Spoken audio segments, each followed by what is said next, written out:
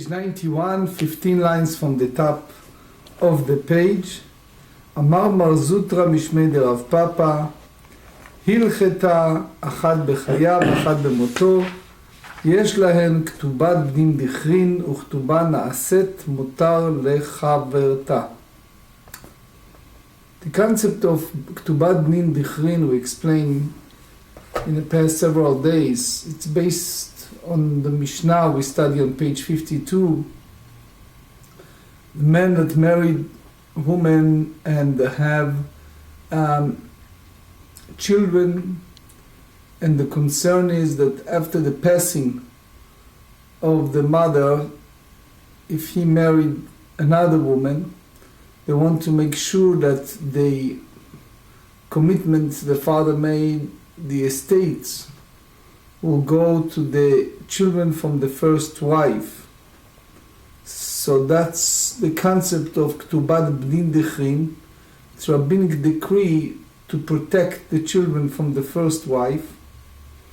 And here we learn that if two wives of men passed away, meaning a man married someone, and either the case in those days that they married two, or it can be a married and a second married, but the idea is one passed when he was alive, the other one passed after his passing.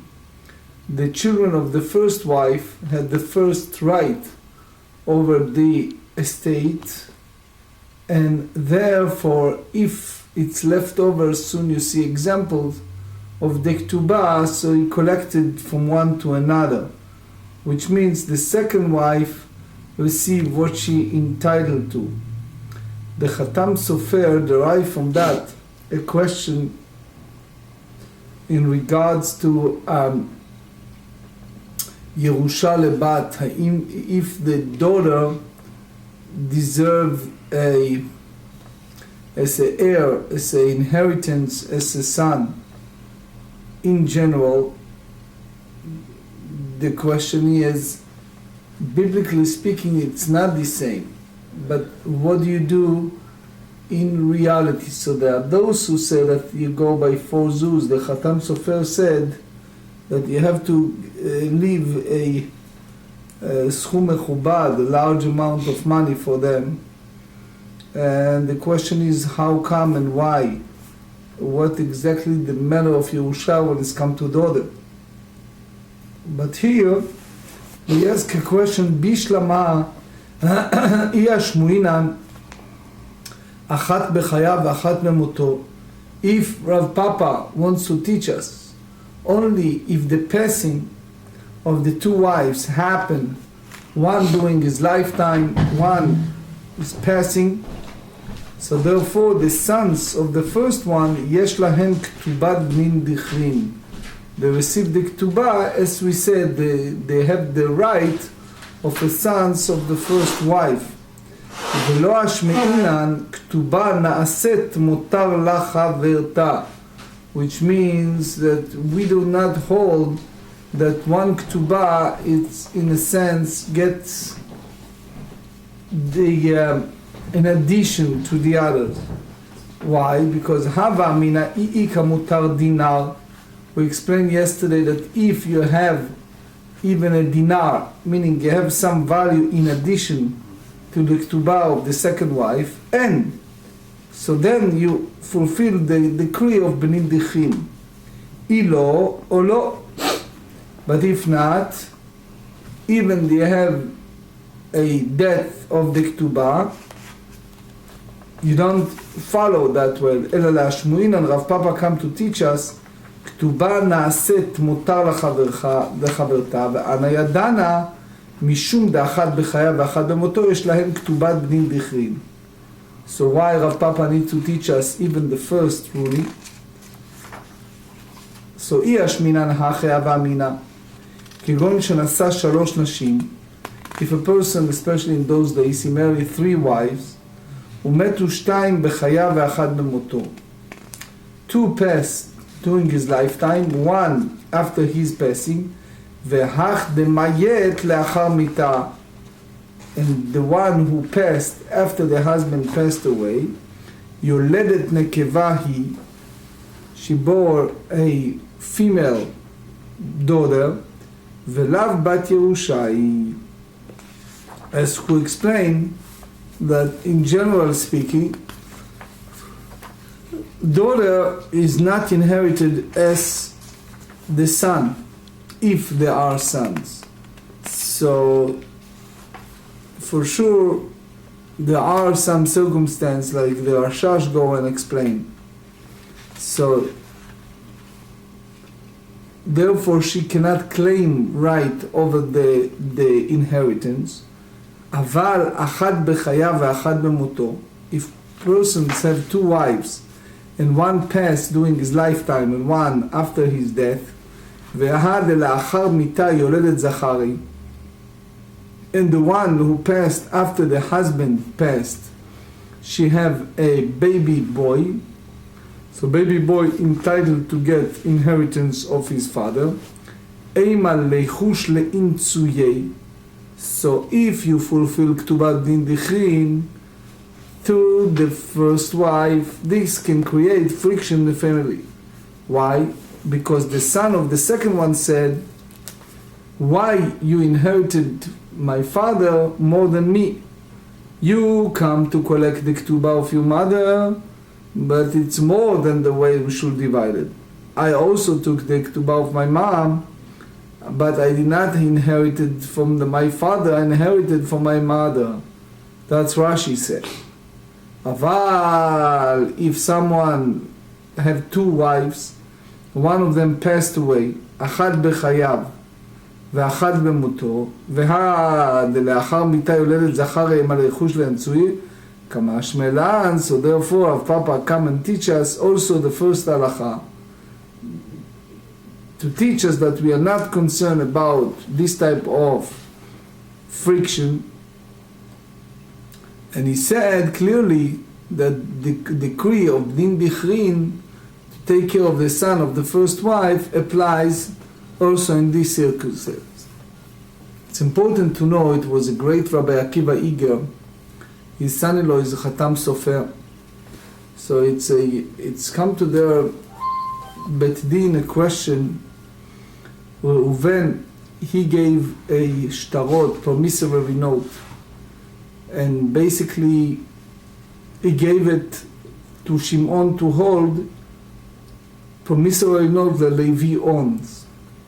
And unfortunately Reuven is turned to a different faith. He lost his connection to Judaism and converted to other faith. Now the question is, he passed away. So they asked Rabbi Akiva Iger, should we inform the heir of Reuven, who's already not Jewish now, convert in a sense, about the promissory note that he owed to Levi? Khatam Sofer said, no. Why? He says that Levi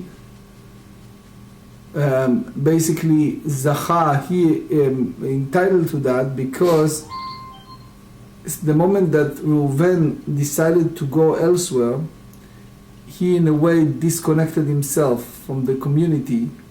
So therefore all these notes and other things is according to Khatam Sofer, it's Shimon doesn't have the obligation to go ahead and inform Reuven heirs over those promissory note.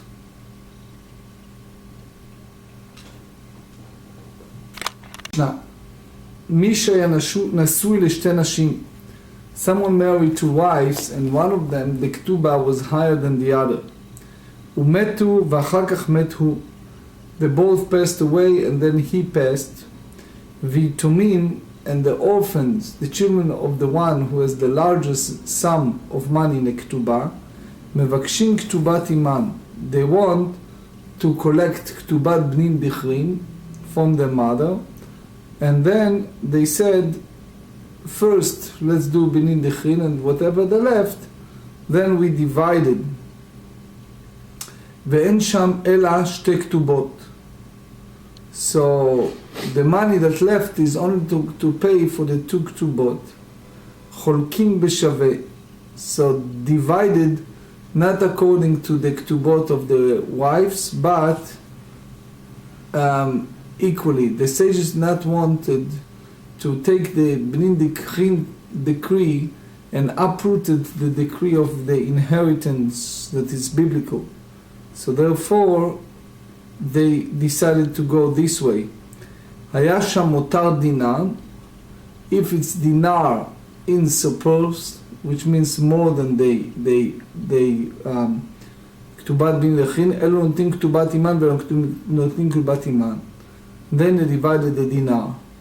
So, for example, if you have 500,000 plus dinar, so the dinar is the Yerusha, the inheritance. The 300,000 divided by the 3 sons. Then the 200,000 divided, for example, by 7 sons. So if you have 10 children, 3 from the first, 7 from the second one. So the first 3 divided the 300, 100 each. The second one, it's 28 because you take the 200 and divide it by 7. אם אמרו יתומים, אנחנו מעלים על נכסי אבינו יפה דינר, which means they take upon themselves, those who have the largest ketubah, the highest value of the estate, with the value of dinar more than the real market value, כדי שיתלו כתובת אימן, אין שומעים להם, אלא שומעים את הנכסים בבית דין. So basically, you don't go by the evaluation of the appraisal by the Beit Din, by the means the real evaluation, and otherwise they divided the same way as the law of inheritance by the Torah. So Rav Grossman asked a question. Was a fellow that was a thief. What do you mean? There is a fellow that bought an apartment in Israel, and he passed away. His son came to Israel and they said Shiva for his father. So, and by the end of the Shiva, so he lived outside of Israel, so he wanted to sell this apartment. So what happened, the guy was a thief. He went to a broker and he said to a broker, guess what, tell the broker, the appraisal, $45,000 below the market value. The guy is outside, doesn't know values. And the broker was also, the appraisal was also a thief.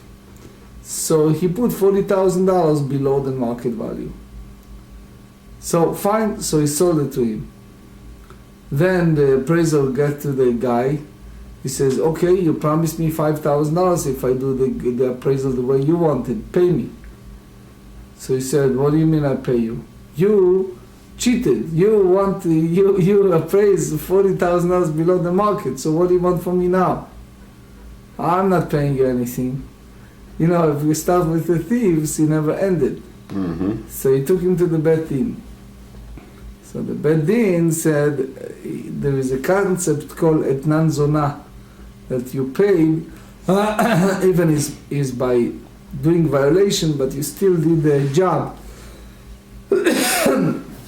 So it's a discussion how you treated this type of case. So they said היו שם נכסים בראוי, which means the first wife is a 300, as we said. The second one is 200. So if it was a state, it can cover two Ketubot plus dinar, אינן כבמוחזק. So you don't treat it as they have dinar left. רבי שמעון אומר אפילו יש להם נכסים שאין להם אחריות, אינן כלום עד שיהיו שם נכסים שיש להם אחריות, יותר על 2 כתובות דינר. So it's not enough to have money, you need to have the estate. Which means if you have above than 500,000, for example, you need now all the money right now, plus you need to have, according to Rabbi Shimon, the estate there, the karka. תנו רבנן לזו 1,000 ולזו 500. If you have כתובות, one you have 1,000, one 500. אם יש שם מותר דינר, if it's an addition דינר, אלו נותנים כתובת אימן ואלו נותנים כתובת אימן. Each of them collect the כתובה of the mother, ואליו יחלקו בשווה, not according to the mother. So basically you derive from that, if someone left for the bedding, he left $550,000, right? So now you have the concept of Yerusha D'Oraita. You have the 50, it's the Ketubah, and then you have the $300,000 by the first wife, $200,000 by the second wife, and therefore you divided that way. But the big question is, what happens if the value of the estate goes down or goes up until you finalize the process? Pshita merubin benitma'atu. So you understand, regardless if it's Rashi said because the market value will reduce or because the quality will reduce. כבר זכו בהם יורשים, מועטים ונתרבו מאי. So what do you do if it's become expensive or the appraisal of them much higher? So you hold כתובת דין דחרין or not? So Tashmad, נכסי דבי בר צרצור מועטים ונתרבו אבו, this is example. So you divided equally, ואתו לקמא דרב אמרם. How do you divide the estate? אמר להוא זילו פייסינהו. Try to appease the sons of the one who have the largest ketubah, because they entitled to receive the money from the mother's ketubah. So Reb Meir Erik explained that when we derive from that paisinhu, that's our effort to go close to the manner of piyus, so they will be happy. לא השגחו, so they ignore him. אמר לו, לא מפייסים לו, מחיץ לו בסילבה דלומה בעד מה. So I explained the book on Rashi. Rashi said, קוד שאינו מוציא דם בנוקבו בבשר, כלומר שמתה ונידוי. So for sure it's not physical, it means that there is a ban. It's a שאלות ותשובות פעולת צדיק. חלק א' סימן ב' that elaborates why he used this משל. But anyway, they said, שדרינו לקמי דרב נחמן, that Rav Nachman was the one of the headquarter of the judges at that time. He was the son-in-law of the Reish Galuda, the auxiliary. אמר להם, כשם שמרובים ונתמעטו, the same way as there are many at the passing of the father, and after his passing they're reduced. So it means that the first children of the first wife won 300. The children of the second wife won 200. So you cannot do bnin dechin, because if you divide it to all the 10 children, so each of them get 50. You see, again, if you divide it by the bnin dechin, you have a 500,000, each child gets 50. If you divide it by the way we said earlier, so you have 3 children for the first wife, 7 children for the second wife, so the children for the first wife, they get 100 each, it's 300, and then the 200 divided by 7, so it's 28. It's a huge difference. 91b, zachu bahen yoshim. So the one who inherited the largest ketubah, the time of the passing of the father, they have the right to collect the ketubah of the mother, and they cannot use the fact that the estate went down. כך מועטים ונתרבו זכו בהם יורשים. That's the way Rabbeinu Hananel Rashi explained. So it means Rav Nachman disputed the halacha of Rav Amram. So Baal Kerem Shlomo is a book written by Rav Shlomo Hass. So he asked it's a response, a question, may rest in peace, in regards to To'en Rabbani. Someone come to someone and he said he wants to learn to be a To'en Rabbani. To'en Rabbani is like a rabbi lawyer that function in a Bet Din. So he said, fine. He says, here is my condition. I'll pay you for studying when I win the first case. And then they something happened between them, they're fighting, and it didn't come true. So the teacher wanted to collect money from him. So he said, in any avenue you take me, if the Beit Din exempt me, so I'm exempt. If the Beit Din require me, our condition is that I win the one case in a court. So therefore, in any way you're taking me, you don't get money from me. So anyway, it's derived from this Gemara. It's a book called Kerem Shlomo, Rabbi Shlomo Has. Okay, now we have Siman. So that's different examples. 1,100 מצווה בכתובתה, יעקב זקף שדותיו בדברים מסיקים. Okay, Augavra Davamaski Albe Alpha Zuze. Someone that have people, he owed 1,000 for that currency, Zuz. Havule Triapadne, he have two mentioned. Zabin Uchad ב-500 וחד ב-500, each of them 500. Alta Balchov Taraf al-Echad Minayu, one of the collector collect one of the mentioned. Hadar Katarif Leidach, then he wants to take the second. Shakar al-Fazuzah v'kazi legabei. So the one who wants to keep the second one, he took 1,000 zuz, and he went to him. Amar le yishav elach al-Fazuzah lechaye. If the first one worth 1,000 zuz, fine. So you leave me the second one, and it's fine. Which means, if you're willing to take the first one as a collection of the entire debt, it's fine. V'losh kil al-Fazuzah v'istalek. Otherwise, he use the 1,000 zuz and move out from both. סבר רבי חמא למימר, היינו מתניתים, אם אמרו איתו, אם הרי אנו מעלים נכסי אבינו יפה דינר, so if they add dinar more than the father asked, so therefore, you don't listen to them, but you appraise the estate in a bad din according to the real value. אמר לרבא מדמי, because you don't have Ketubah in the Chrim. Here the Baal Chov have some loss because the value of this mentioned, the first one, changed. Alpha Yahi Alpha Shakir. He lent 1,000, he received 1,000. V'tirfa b'ma kadvinan, b'kama kadvinan.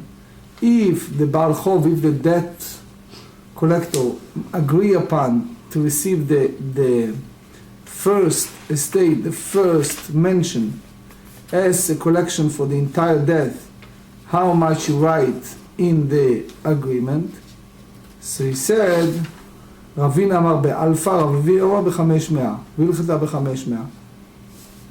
So basically, Tosfot explained, it's not that you add more to the value by the fact that he offered him more, because it's not more, it's just because he wanted this act of collections, but it's not the real value, because in reality 500, that's the amount that he lost. So discussion among the Rishonim, the early rabbis, if a person bought an estate, let's say for our sake $1,000, and then it's reduced, it's now value of 500. So does he needs to pay the difference for those who expected when it was original price and it changed, if he needs to pay the difference? But here we bring another story that it's very similar in different two Amoraim. ההוא גברא דאבו מסקי בימי הזוזת, שיטה מקובצת ask why or repeat. הבו לתרי קטין הרי ב-50, זבינו ב-50 ואחד ב-50. So he sold them 150 and the other 50. עד הבעל חוב טרפה לאחד מנהו. The debt collector collect one of them. עד הרתה בכתריף לאידך. שקל מהזוזה וקל לגבי, ואמר לי, ישב לך מהזוזה לחי, ולא שקול מהזוזה וסטייל, the same story. סברה ויוסף למר, אנו מתניתין, אמרו יתומיים, וכולי. אמר לה, אביי מידה, מהתה מיתלו פסל ליתמי, because they have the orphan, and the orphan, the sons of the one who have the smallest Ketubah basically losing because of the appraisal, the estate goes high, so they're basically losing. Hacha mai pseda itle, 100 100 שקיל. That's exactly get. ותרפה כמה ידבינה. רבינה אמר 100, רבי אמר 50 ואחד 50. The same story. So as we said, Shila Mekubeset dealt with that. So here's a story that the poskim dealt. If someone have a very expensive stamps, true story, trust situation that nobody else had those stamps, and each of them worth $50,000 stamps. So a fellow came in and he tore one of the stamps. So he come and he sue him. He says, you owe me 50,000. So he said to him, look, the fact that you used to have two, now you have one, so it's increased the value of the stamps. So he basically hold that the stamps, he says, you can't tell me that I owe you 50. You can say that one stamps now owe 80, value 80. So he says, the discussion among the rabbis, how you really evaluate this type of situation, but it's connected to here. How gavad Rav maski b'mei zuzei, shachiv shava ktina de'ara, de'ara shava 50 zuzei. So he left the state, he owed 100 zuz, he passed, and now the state, what left is 50. Ata bal choved katarif lei. So the guy he owed him, he came and he collected that. It's a debt collector. As you asked me, 50 zuzei. So the orphan came and they gave him 50 zuz. Okay, but remember, his father, their fathers owe 100, right? So they gave him 50 zuz, beautiful. Now they took the house, Hadar Kadarifle, he came back and he collected from the house, it again.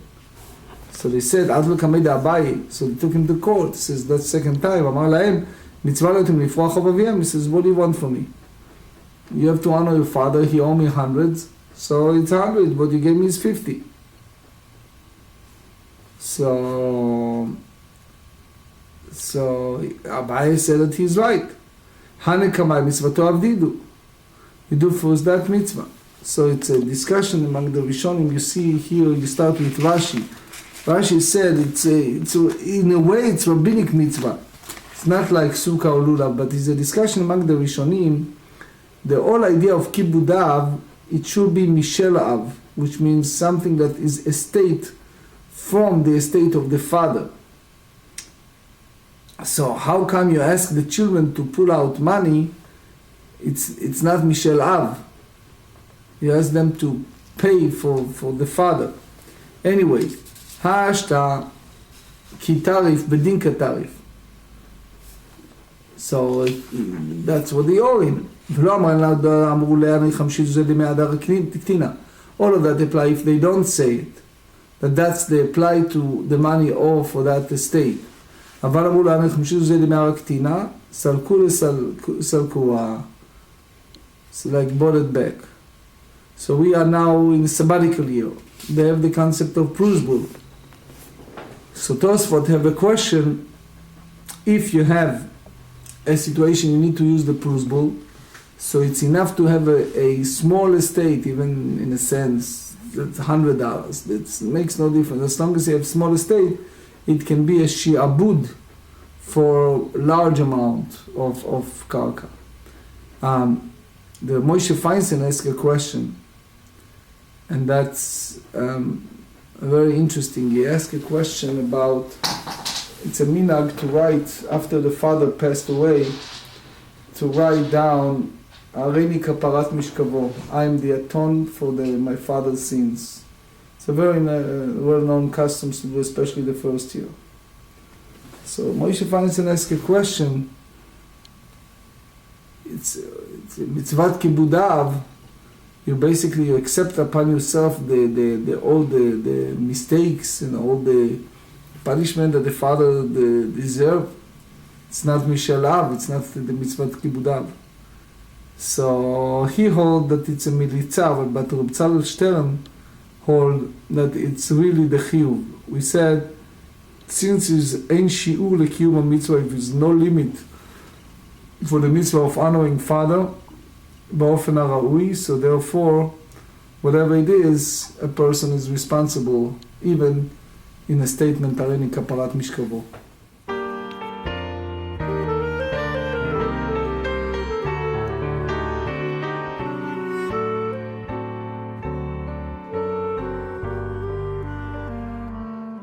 ויחם לשולוים מלאכי השולוים מלאכי